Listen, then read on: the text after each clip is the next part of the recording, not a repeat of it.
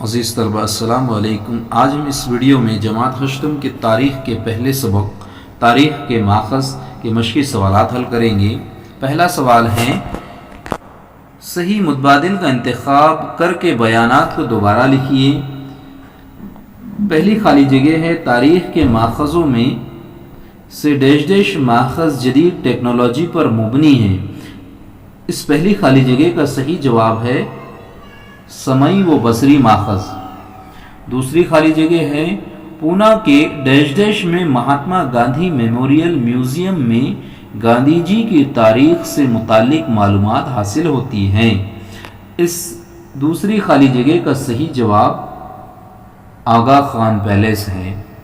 تیسری خالی جگہ ہے، 20ویں صدی میں جدید ٹیکنالوجی کی غیر معمولی ایجاد ڈیش ڈیش ہے۔ تیسری خالی جگہ کا صحیح جواب ہے فلم۔ یہ دوسرا سوال، درج ذیل بیانات وجوہات کے ساتھ واضح کیجیے۔ پہلا سوال ہے، برطانوی دور میں اخبارات سماجی بیداری کے وسائل کی حیثیت سے بھی کام کر رہے تھے۔ جواب، برطانوی دور میں اخبارات سماجی بیداری کے وسائل کی حیثیت سے بھی کام کر رہے تھے کیونکہ نمبر 1، ان اخبارات کے ذریعے ہمیں برطانوی حکومت کی بھارت سے متعلق پالیسیوں اور ان کے بھارت پر ہونے والے اثرات کے متعلق عوام کو آگاہی ہو رہی تھی۔ نمبر 2، ان کے ذریعے سماج میں موجود سماجی برائیوں کی جانب اشارہ کیا جاتا تھا اور سماجی برائیوں کے نقصانات عوام کو بتائے جاتے تھے۔ نمبر 3، ان کے ذریعے بھارتی تہذیب کی اہمیت اجاگر کی جاتی تھی۔ اگلا سوال ہے، فوٹو کو جدید بھارت کی تاریخ کا مطالعہ کرنے کے لیے نہایت قابل اعتبار ماخذ تسلیم کیا جاتا ہے۔ جواب، فوٹو کو جدید بھارت کی تاریخ کا مطالعہ کرنے کے لیے نہایت قابل اعتبار ماخذ تسلیم کیا جاتا ہے کیونکہ فوٹو کے ذریعے فرد اور واقعہ جیسا تھا یا وقوع پذیر ہوا، اس کی منظر کی صورت میں معلومات حاصل ہوتی ہیں۔ نمبر 2، ماضی میں بنائی گئی تصویروں کے قابل اعتبار ہونے پر سوال اٹھائے جاتے ہیں، ان کے مقابلے میں فوٹو نہایت قابل اعتبار تسلیم کیے جاتے ہیں۔ نمبر 3، مثلاً انسان کے فوٹو پتہ چلتا ہے کہ وہ کیسا دکھائی دیتا تھا اور اس کا پہناوا کیسا تھا۔ نمبر 4، فوٹو کی وجہ سے کوئی واقعہ آنکھوں کے سامنے آ جاتا ہے، اسی طرح فوٹو کے ذریعے عمارتوں یا اشیاء کی شکل و صورت سمجھ میں آتی ہے۔ اگلا سوال ہے، نوٹ لکھیے۔ نمبر 1، فوٹو جدید بھارت کی تاریخ کا بصری ماخذ ہے۔ فوٹو کے ذریعے فرد اور واقعہ جیسا تھا یا جیسا وقوع پذیر ہوا، اس کی منظر کی صورت میں معلومات حاصل ہوتی ہیں۔ عہد وسطیٰ کے انسان اور واقعات کی تصویریں دستیاب ہیں، لیکن ان تصویروں کے قابل اعتبار ہونے پر سوال اٹھائے جاتے ہیں، جبکہ ان کے مقابلے میں فوٹو نہایت ہی قابل اعتبار تسلیم کیے جاتے ہیں۔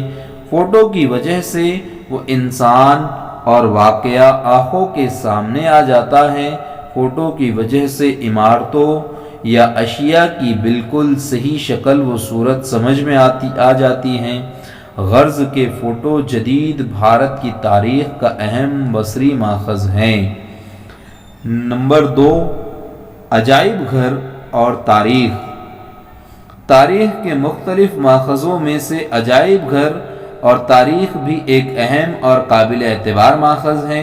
عجائب گھروں میں مختلف اشیاء، تصاویر، فوٹو وغیرہ محفوظ رکھے جاتے ہیں، ان کی وجہ سے تاریخ کا مطالعہ کرنے میں بڑی مدد ملتی ہے۔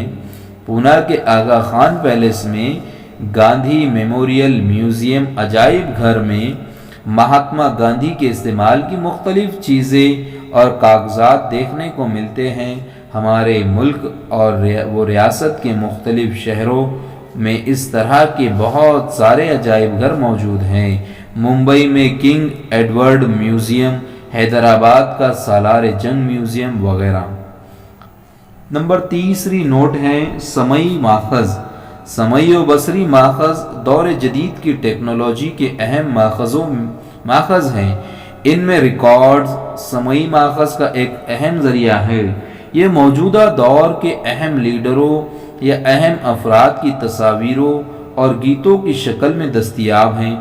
ان کا استعمال تاریخ کے ماخذ کے طور پر کیا جا سکتا ہے۔ مثلاً خود رابندر ناتھ ٹیگور کا گایا راشٹر گیت جن گن من یا سبھاش چندر بوس کی تقریر، ان سب کا استعمال جدید بھارت کی تاریخ کا مطالعہ کرنے کے لیے سمعی ماخذ کے طور پر استعمال کر سکتے ہیں۔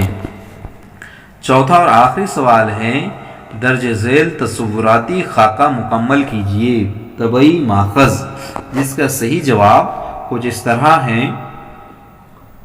طبعی ماخذ میں جن کا شمار ہوتا ہے عمارتیں اور تعمیرات، پل، سکے، قلعے، مجسمے، نقشے اور خاکے، اخبارات و رسائل، یادگاریں۔